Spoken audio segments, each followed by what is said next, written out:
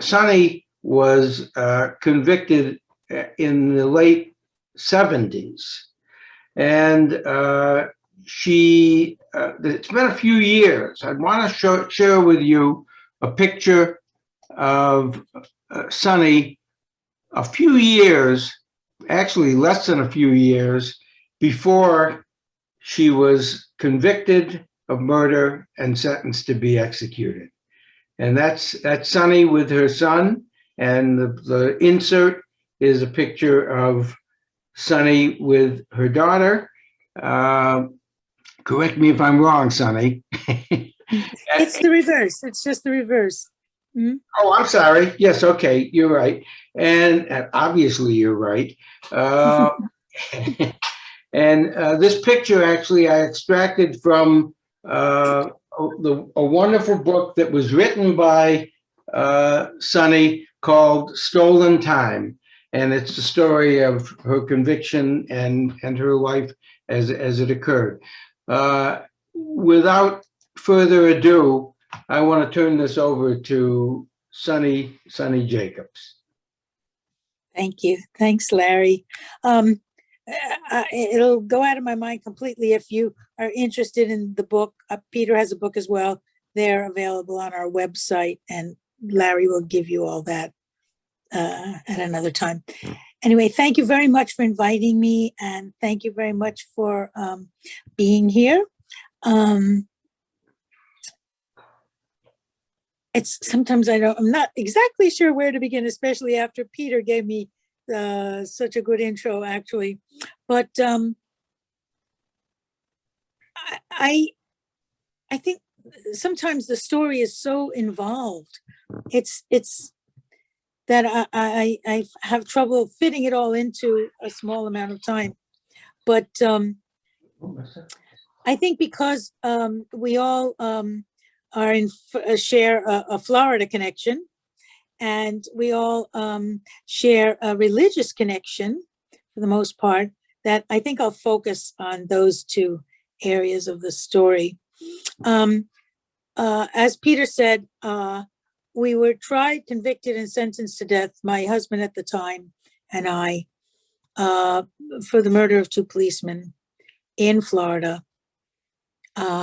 He was sentenced to death and sent to Stark, to the old Florida State Prison, where they have the death row for men.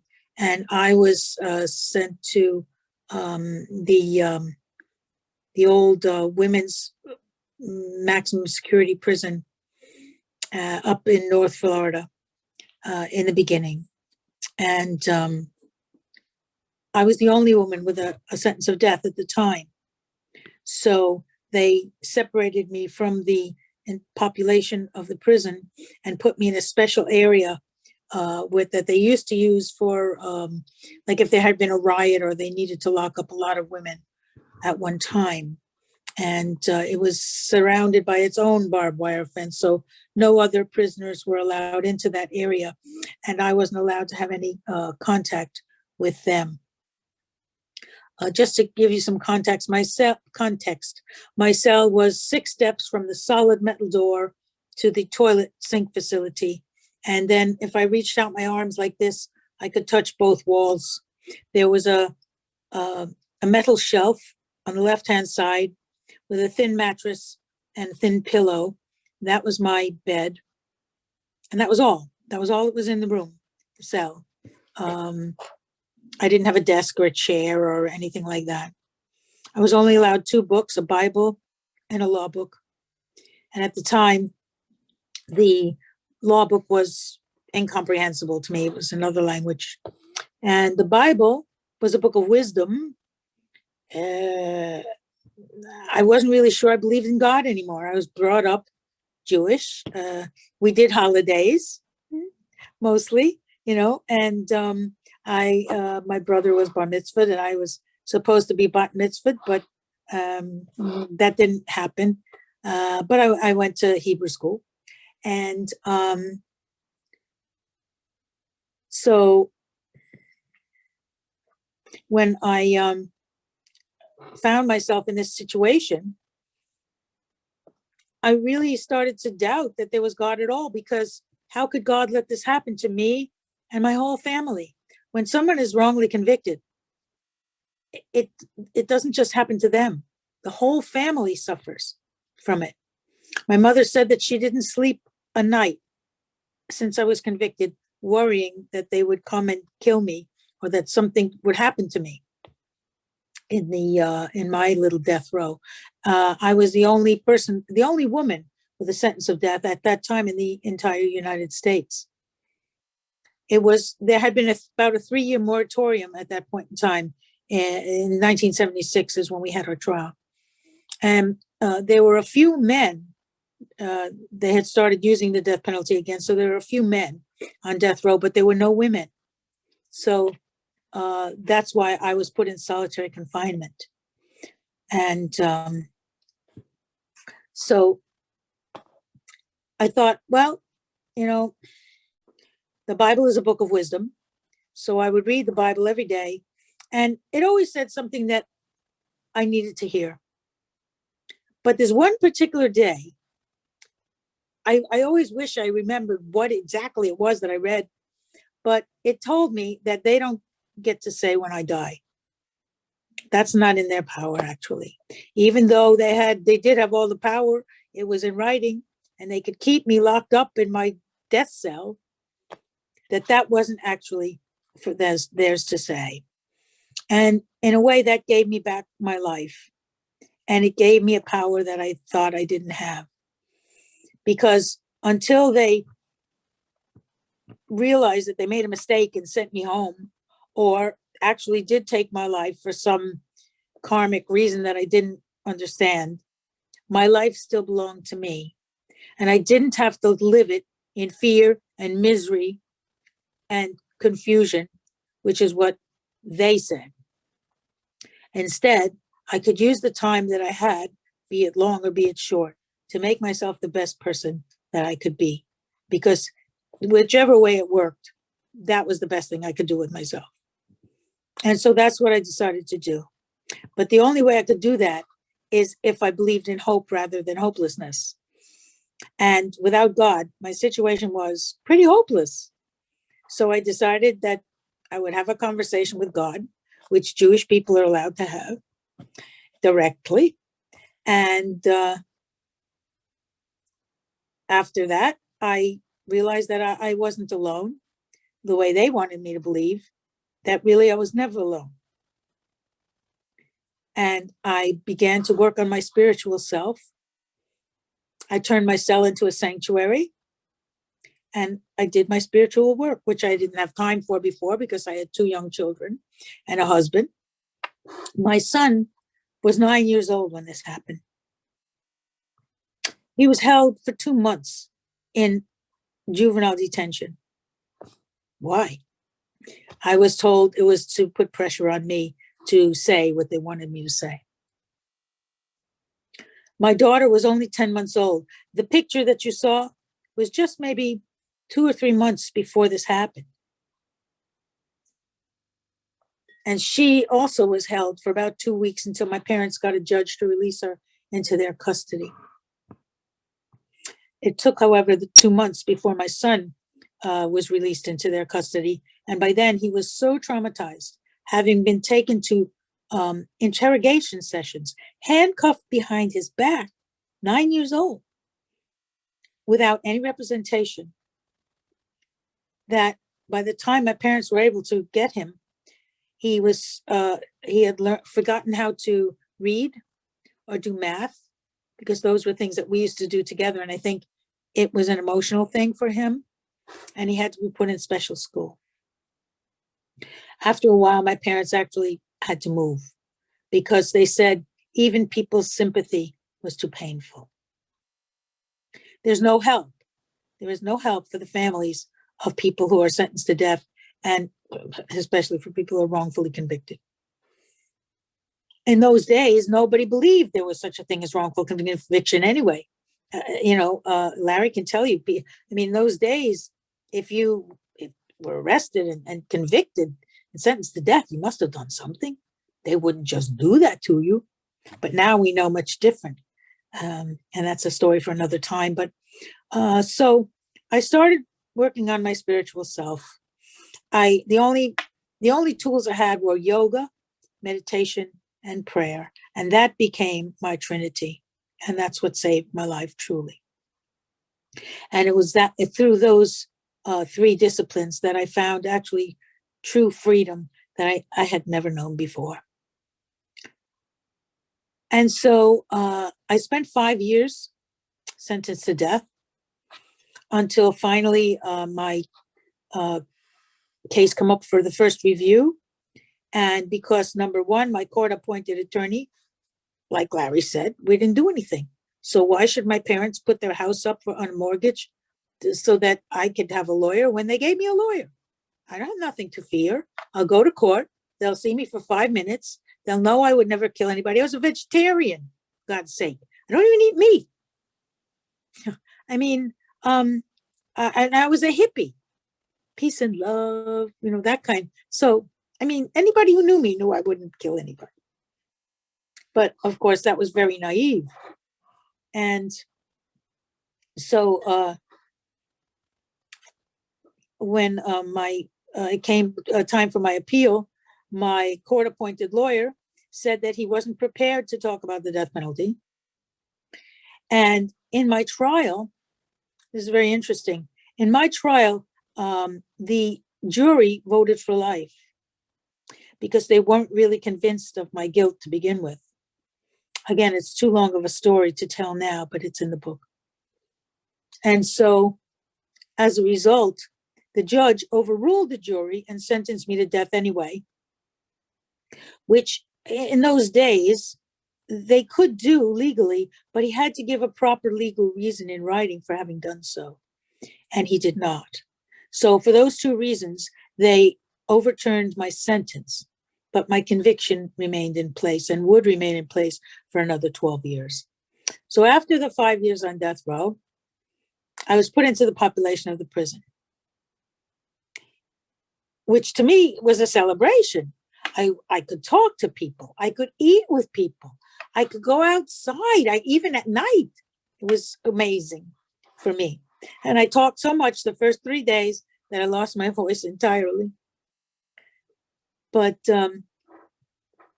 then my life improved greatly because I could, for the first time in over 5 years, I could call my parents. I could talk to my children on the phone. They could only bring the children to visit 4 times a year during school holidays. And it was heartbreaking. So now I could talk to them on the phone. I could go outside in the evenings and I got a set of paints, watercolors, and I could paint the sunsets and use those for my letters to the children and to Jesse, my husband, who had also been wrongly sentenced to death. And his sentence never changed. So at that point, life really improved quite a bit for me. About a year after my sentence was changed from death to life, my parents decided that they were so relieved that they didn't have to worry about me being executed, that they would take one vacation that didn't involve bringing the children to visit in prison. They decided to go to Las Vegas. They left the children home. And unfortunately, the plane crashed and they were killed. And that was the worst day of my life. I saw it on television. I had a dream the night before, a terrible dream. And I tried to call them to warn them, but they were they left early because they wanted to be on time. The prison didn't know what to do with me. I had never had that happen before. They weren't going to allow me to go to the funeral. But there was a Rabbi Chaim Richter. And he had started visiting me actually when I was on death row. And he was my little champion. He came once a month, and it would always be Shabbat. Whenever he came was Shabbat. And we'd have our little Shabbat service, and he'd bring little food. You know, we always have to have food for our celebrations. And so he took up my cause, and he told them that they had to allow me to go to the funeral. And so only really because it took them 2 weeks to identify the remains, whatever remains there were, did we have enough time to campaign, really, to have me go to the funeral. But we were successful, and I was allowed to go to the funeral. And they gave me 5 minutes afterwards to visit with my children and my brother. And then they brought me back to prison.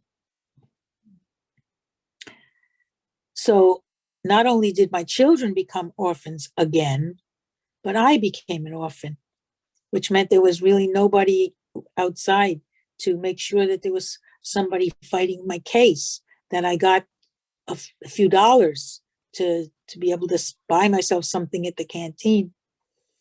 And life became much more difficult. My children eventually went into foster care. My son, after about 1.5 years, went out on his own, and I lost touch with him. All I could do was to pray that he would be okay. My daughter, who by then was about 7 years old, was taken by her foster family to the state of New York. And for the first year, 1.5 years, they brought her to visit me. But then they said it was too difficult, too stressful for their family to continue to bring her to visit. So the visits stopped, and that's not unusual. And then after a while, they decided the telephone calls also were too disruptive. And so I was cut off from my daughter completely. All during the years, the man who actually did the killing had confessed numerous times, bragging about how he had killed the 2 policemen and he had these other 2 people on death row for what he did. And a few times we were able to get it to court. A couple of times when other prisoners overheard him and came forward. But each time, either it was decided that prisoner's word was unbelievable, unless they're testifying against you, apparently. And he learned to play this game where if he threatened to confess in court, the prosecutor would send a couple of his men to convince him to go back to his original trial testimony. And as a result, he would get a perk. I know of 3. One, he got a better job in the prison. One, he got a change of prisons. And one, he got a TV in his cell. So we didn't prevail. After 15 years, Jesse received his 3rd death warrant. And normally the 3rd death warrant proves fatal, and in his case it was. We were given a brief 10-minute phone call just a couple of hours before. His mother begged and pleaded and got a visit for her and our daughter, an actual visit, not behind the glass. And she never talked about that for many years. It was too private and special for her. And then when Jesse Tefero was taken to the electric chair, the chair malfunctioned. And instead of dying, the witnesses there on behalf of the media said that flames shot out of his head and smoke came out from underneath the helmet, and that he fought against the restraints, and they had to do this to him 3 times before he was actually pronounced dead by a doctor. And a doctor participates in every execution in order to pronounced the person dead. When our daughter heard about what happened to her father, she was about 15 and a half when this happened. She tried to take her own life. So the foster family, not having any help, decided that the best thing to do would be to put her in a school for children with emotional and behavioral problems where she was locked up until she was 18 years old. And I wasn't allowed to have any contact with her there. About 2.5 years after Jesse's execution, with the help of my friend Mickey, who was a childhood friend, and her partner Christy, who is an attorney, a civil attorney, but still she knew the law. And Mickey was a documentary filmmaker, so she knew how to do research. And by combining their skills with my then pro bono attorneys, and by the way, I always tell people, if you're going to have to get an appeals attorney, get a young one, because it takes so long to get to the appeals that, in my case, my new appeals attorney died of a heart attack after playing a game of tennis because he was an older person. So you have to have young attorneys if you're going to have an appeal, because it takes so long. So they put their research skills together, and they were able to put together my habeas corpus with illustrations, because Mickey sees things in pictures.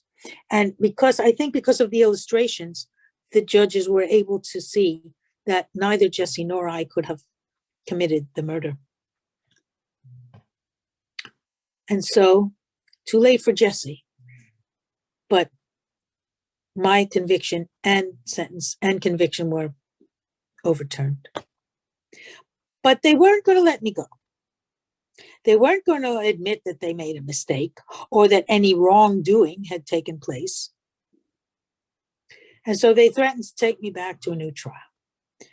Now, these days, we know that they don't usually do it. They threaten it because they don't want to have to pay compensation. They don't want to admit that there was any wrongdoing. And so there were hearings being held. And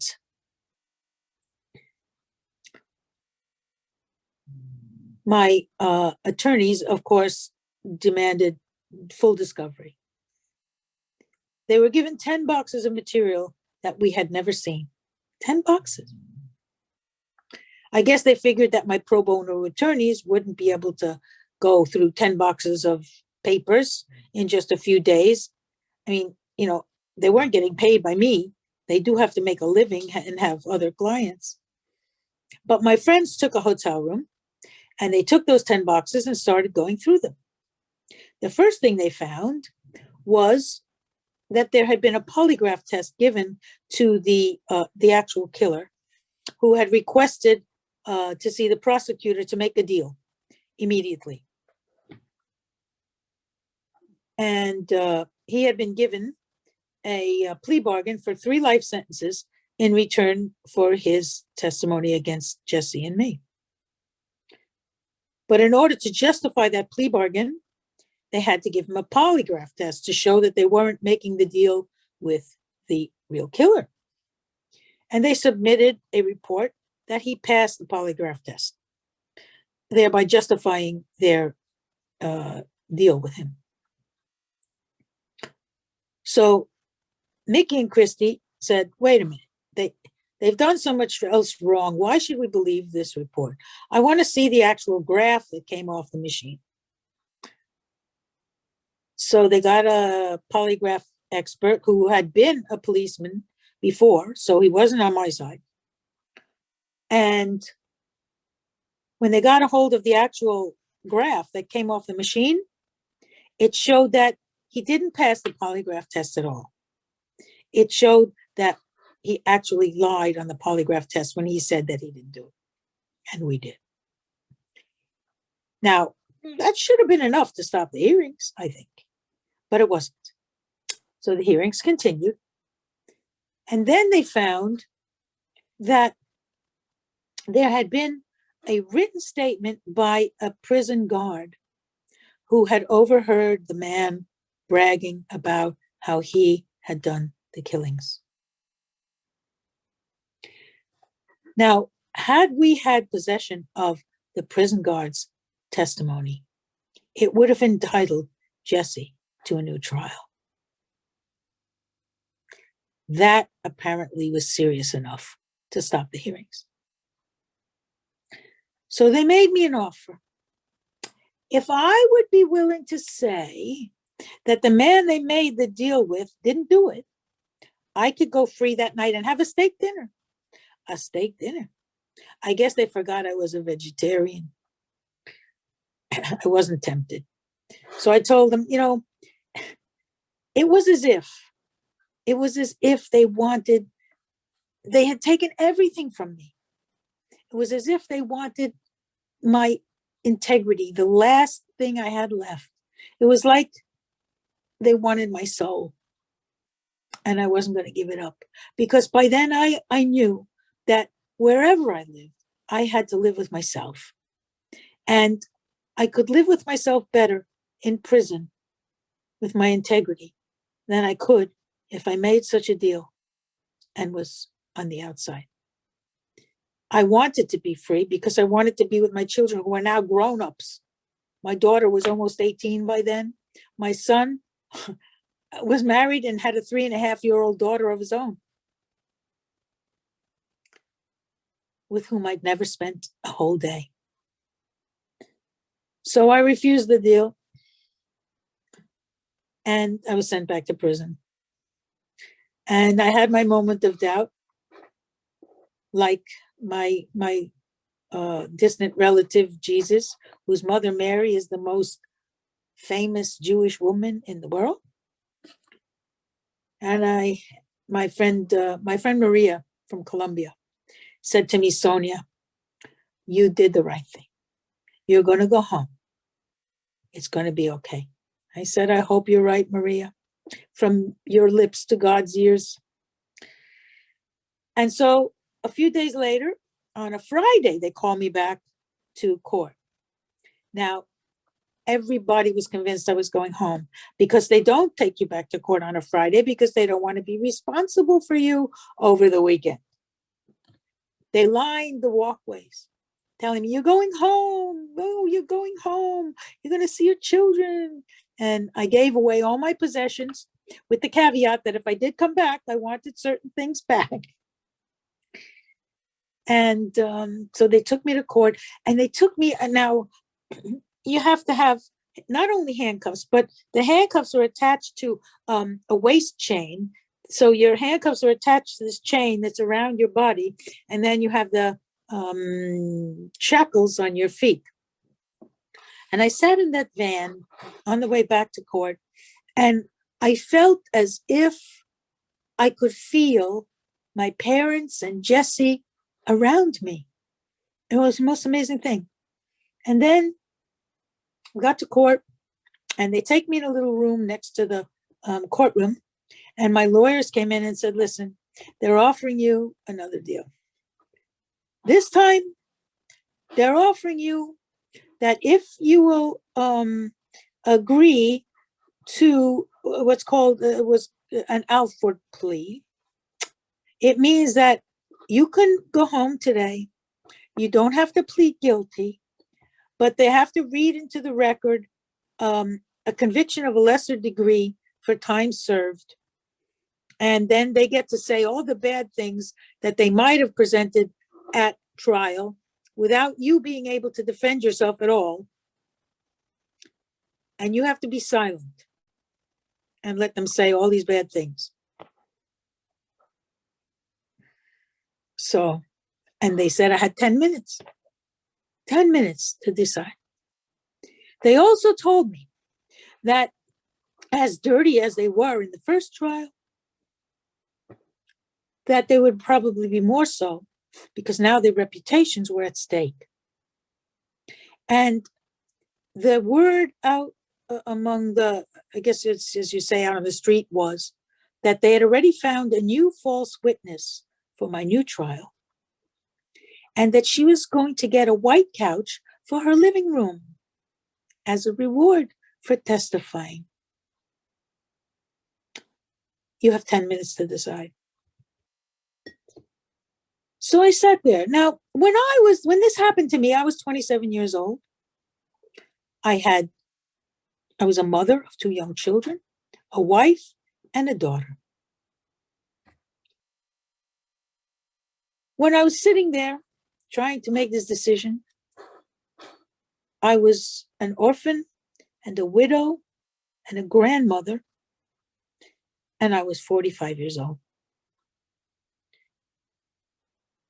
I had made a life for myself in the prison. I taught reading for the functionally illiterate. I taught math. I taught yoga, because when I was released from death row, all the prisoners wanted to know, how did I stay so healthy? How did I stay so mentally, physically, every way? And so I showed them. So I kind of inadvertently became a yoga teacher. And there's a little story connected to that. And I have a number of stories I want to tell you, my little Jewish stories. Naranda, the yoga Swami from Broward County, used to come in, and she became my mentor and my teacher. Her real name was Edith Epstein. And so she actually certified me to teach just before I left the prison. I could make a life in there. My children were grown, but it'd be nice to be able to spend some time at least with my grandchild. And I just felt that at that point, I could do more good outside than I could inside.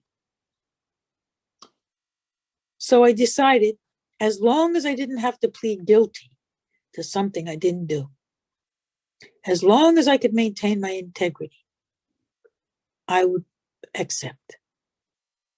Now, there was no such thing as compensation, particularly in those days. I mean, it was theoretically, possible, but nobody ever got it. There wasn't such a thing as exoneree. The word didn't even exist. There was no such word as exoneree. I think I was the next person after Alfred to actually have this plea used in my case. And so I decided I would accept, as long as I could maintain my innocence. So we went to court. They read all these terrible things into the record. I was given my papers that said I was free and told to have a nice life. They gave me my little box, my little cardboard box with everything I owned in the world, and they said, have a nice life, and opened the door. Anyway, we don't have time for all the stories. Again, it's in the book. But I'd like to share with you, I'm not sure. Larry, tell me how many minutes I have. How are we doing in time? You can keep going. Actually, Jim, you should let me know, because I'm sure that there will be some questions. And Yes, I I am, want to. so, but why don't you go on but I also want to be sure, Sonny, that you talk about what you and Peter are doing now. We've heard how you and Peter got together in Peter's video. What you're doing now, and also what is to me a wonderful, wonderful project that you have established in the state of Florida, in Tampa. So I want to make sure that you save yourself enough time, but go ahead where you were. Okay. Yeah, and sorry, son, just quickly. I mean, normally we like to keep these to an hour just because people get zoomed out. And I would say if people are zoomed out, feel free to drop off, and let's just plan to go as long as you have the energy, with the target of being done by noon. Okay, so give me a heads up at least, so we save 10 minutes for questions, okay? Yep. Great, thanks. That'll be great. Okay, so there's some funny stories that I'd like to share with you to lighten it up a little bit. while I was, when I first, well, while I was still on death row, they'd let me go and meet with the other Jewish girls, which was the only contact I had with other prisoners for a while. And when the rabbi would come, and he would bring the bubbies would bring the food.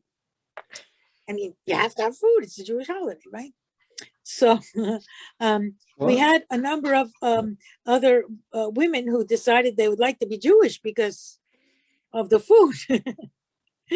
And we would have our little holidays, and especially Passover was most special because they would bring matzah, and I would have matzah. So my Christian friends would, I would share the matzah with them so they could recreate the Last Supper, because at the Last Supper they had matzah, because the Last Supper was Passover.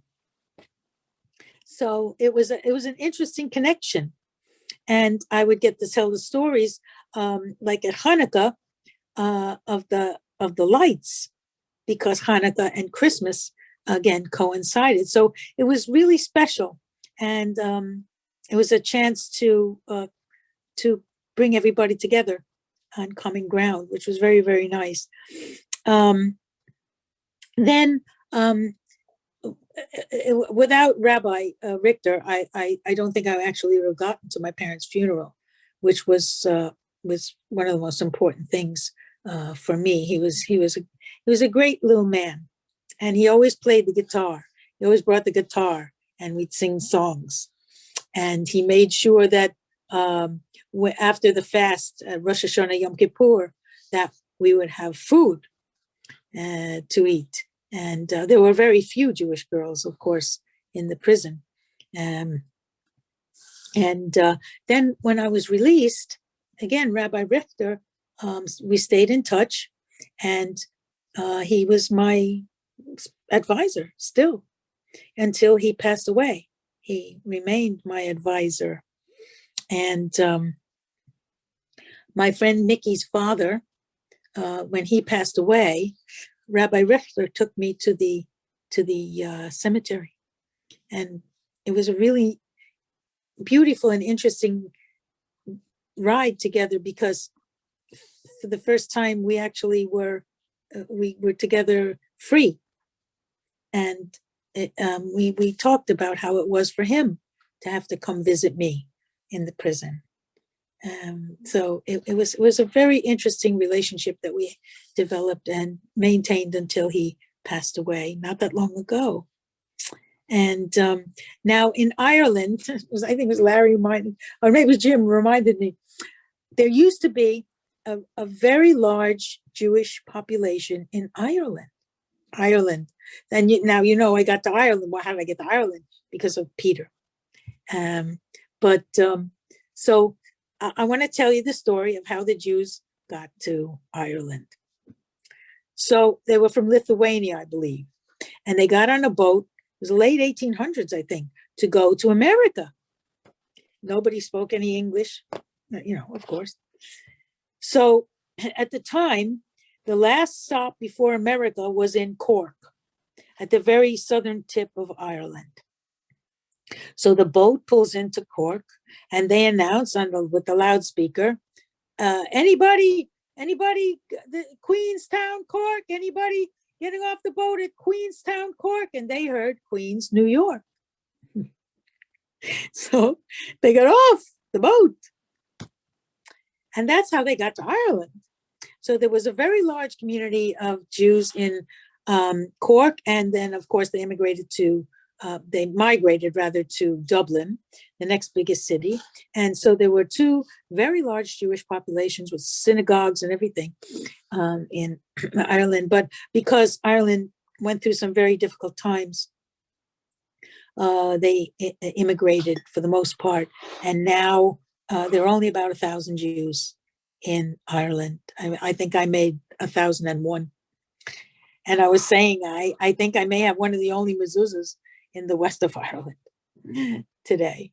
But I used to make poor Peter, he used to have to drive me, like it was in those days 4 hours to Dublin, so I could go to the synagogue for the holidays. But I've reverted back to the way that I used to do when I was locked up. And I make my own holidays. I get my candles sent to me by friends. And I make my holidays. But Rabbi Rechter told me a story. He said that there used to be a special place in the woods where the people would go and they'd say special words, special prayers in this special place and light the candles. But after a while, they forgot the special place, but they still said the special words and lit the special candles. And then they forgot the words, but they still light the candles. But it still has the same meaning. So that's what I do. I might not use exactly the right words, and I might not go to the special place, but I think the special place is in here. And I still feel connected. It doesn't matter how far away I am, because I learned in my death row cell that I'm always connected.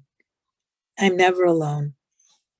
And in that way, I participate and I remain connected.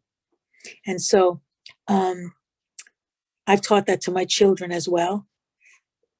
When I was released, I went I couldn't go anywhere really. I mean, my friend Nikki took me, was like my guide through the universe, took me to visit my son. And I spent the day with my granddaughter for the first time.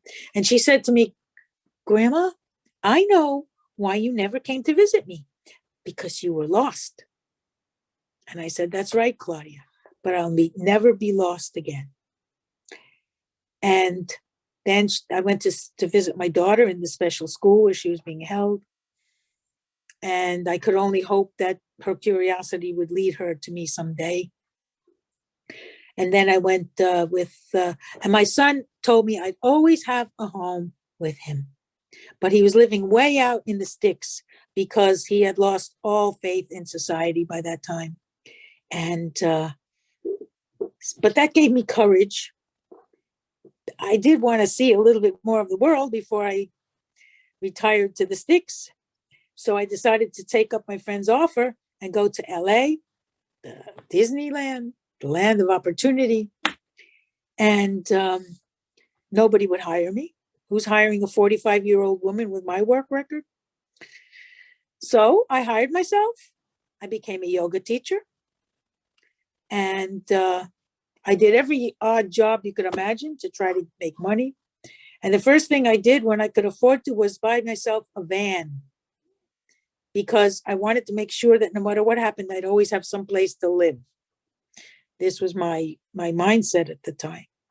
Finally, my daughter was released from the school when she was 18, and she eventually did come and find me, and we got an apartment together. And then my son's marriage broke up, and he came with his daughter to live with us, and we did become a family again, which is rare.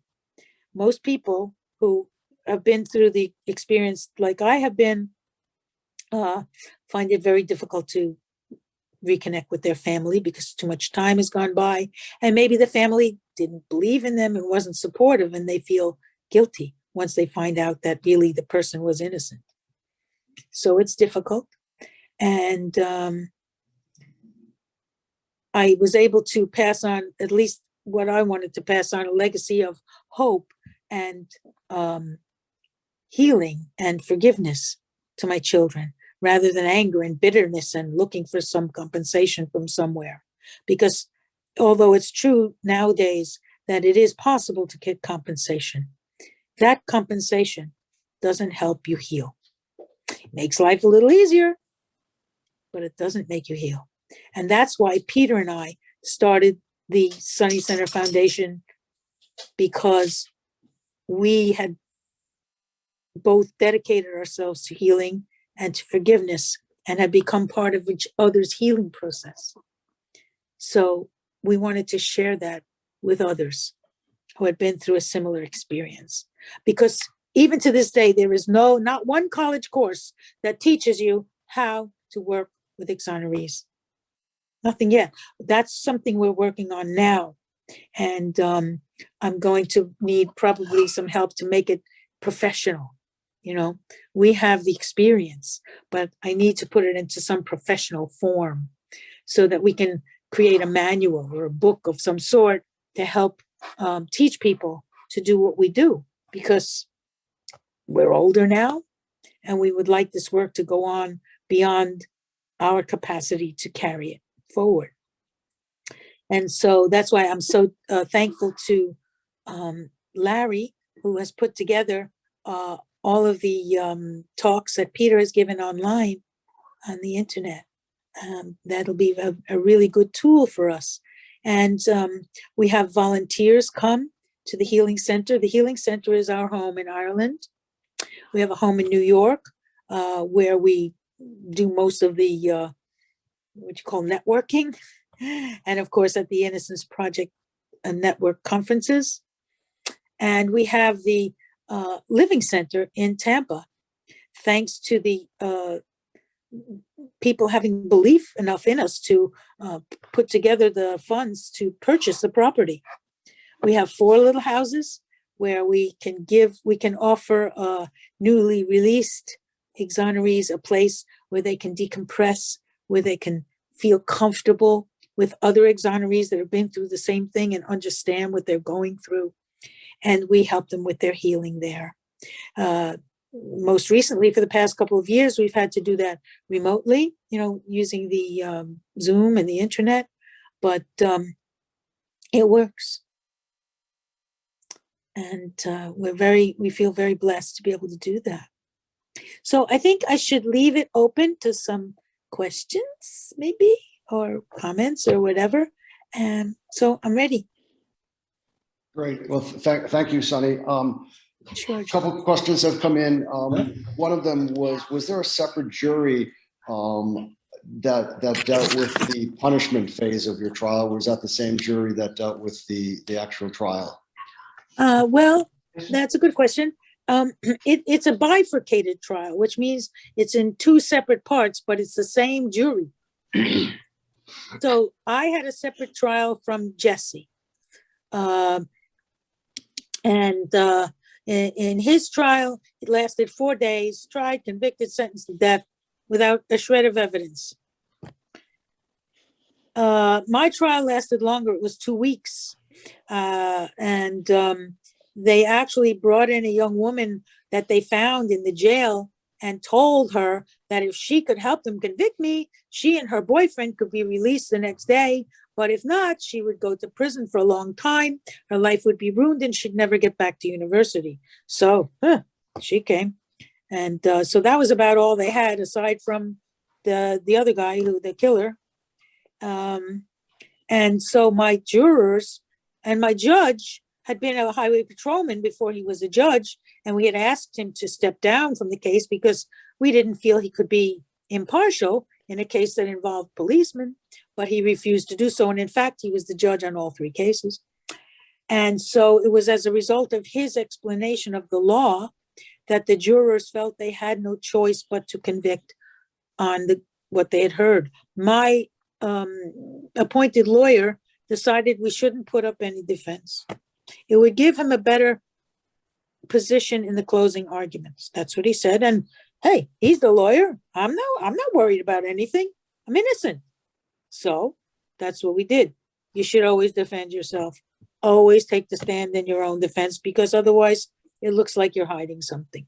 I didn't know that. So the jurors were not convinced. And even though they felt that according to his explanation of the law, they had no choice but to convict me, they weren't all convinced that I was guilty. And there was one juror in particular who held out against the pressure of the other jurors to be unanimous. In those days, they couldn't give a death sentence without being unanimous. And so I really owe him my life, because he stood up for what he believed. They said, look, then he took the time and the effort after I was released this man in Bermuda shorts comes to my friend's house where I was living and says he wants to apologize to me, that he was a juror at my trial. Now, this is bizarre. So, okay, come in, sit down. And he told me what happened in the jury room. They wanted him to agree to sentence me to death because, number one, they wanted to make an example of a woman to show that if you come to Florida and you kill somebody, you go in an electric chair. Number two, because I was writing the entire time of my trial because I didn't understand what was going on. I have questions. Why can't we just get up and say he's lying? We can't do that. We just have to sit here and let him lie. And we're not going to say anything. My court-appointed lawyer said, write all your questions down. I'll answer them later. You don't want to make a bad impression on the jury if you keep interrupting. He never answered my questions. So they thought I was going to write a book and make money from the crime. So that's the second reason to sentence me to death. The third reason was they were tired and hungry. They'd been sequestered for 2 weeks and they wanted to go home. That's reason number three. So thank God he didn't give in. I think his name was Goldman. And so as a result, my jury had to sentence me to life. And that's what happened in the actual sentencing phase. And then the judge overruled them. The judge had a nickname, didn't he, Sonny? Yes, Maximum Dan. He was the hanging judge, and they say that he had a little miniature electric chair on his desk, which actually worked. It could go zip, zip, zip. Jesus. So, Sonny/Larry, this question came up and we also talked about both Sonny, your book, and Peter's book, and maybe we can send a note out to everybody after this. But the question was, how can I contribute financially to your quest? And if we can answer that easily now, great. And if not, we'll include it in an email to all the attendees. Okay, well, that would be a good idea. I think the website is sunnycenter.org. Okay. And yep, that's spelled right. And there you can find the books, and there you can, say you want the books, and there also you can contribute financially. We also, always need people who maybe can contribute in other ways. There are many ways. Sometimes people need things. Sometimes they could take somebody to a sports game. Sometimes, people have extra stuff that they could donate, for the Living Center. So if a doctor or a dentist, you get out of prison after so many years, especially if you were sentenced to death, and you need a dentist and you need a doctor and you need a psychologist. And we are working actually with social workers now and psychologists to try to help them to understand the particular needs of exonerees. So there's many ways to contribute. Air miles, when we can have people come again, that'll be an important contribution. But mainly right now, yes, it's true. Funds are hard to come by, and we could definitely use them. I appreciate that question. Sonny, and while you're mentioning that, there are two centers of operation right now for the Sonny Center. One is in the home that you are occupying in Ireland, in which you house newly exonerated prisoners. When you talk about donating miles, it's the miles that will help get these new exonerees in the United States over to spend a month or 2 months at your house so that you can acclimate them back into society. But the other thing is this project right here within a few hours of Naples in Tampa, which is a wonderful project that started only a few years ago. It's 4 small houses, very small houses, all located on the same lot. And it is now occupied, each of them is occupied by a different exoneree, and they stay there for a period of time and then they get replaced by other exonerees. It's just a wonderful opportunity for them to be back in society but also in the company of people who understand what they've been through because they've lived the same experience as them. Yeah, and I have to tell you two things, two needs we have there. And one of them is that we have an outreach coordinator there, and she helps them. First of all, they have to get identification. You have no ID when you come out. And these days with the pandemic, it's harder even than it used to be to get ID because there's no office you can go to. It takes much longer. There's more bureaucratic paperwork to go through, and you can't see a human being. So she helps them get their ID. She helps them establish a bank account. She helps them to get on SSI with also the thing for disability, because they have PTSD that is beyond the actual definition of PTSD. And so she guides them through their first months of being free. She helps them to reconnect with their family. She helps them. She gets them to go to a counselor. It's a requirement. If you're going to live in the Sunny Center Living Center, you have to see a counselor at least 3 times, so that if you have, when you have a crisis in your reconnecting with the world, that there's somebody that you're familiar with, that you know, that knows you.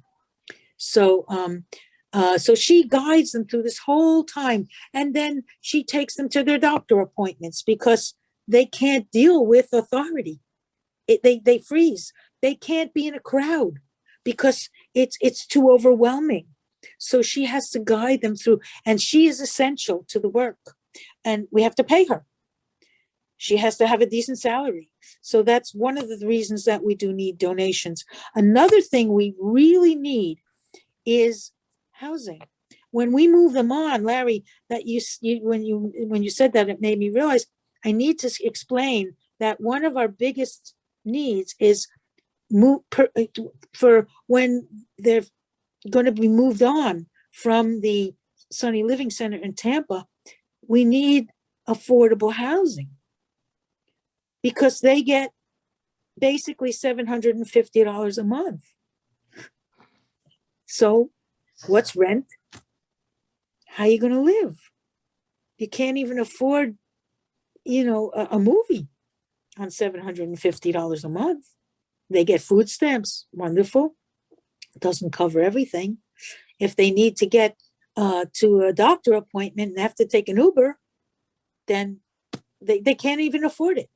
So what we're working on is we need to find people who have housing that would be willing to dedicate maybe some apartment or whatever they have to exonerees. And the Innocence Project does help pay some of the rent in some cases, but there are some who didn't come out through the Innocence Project.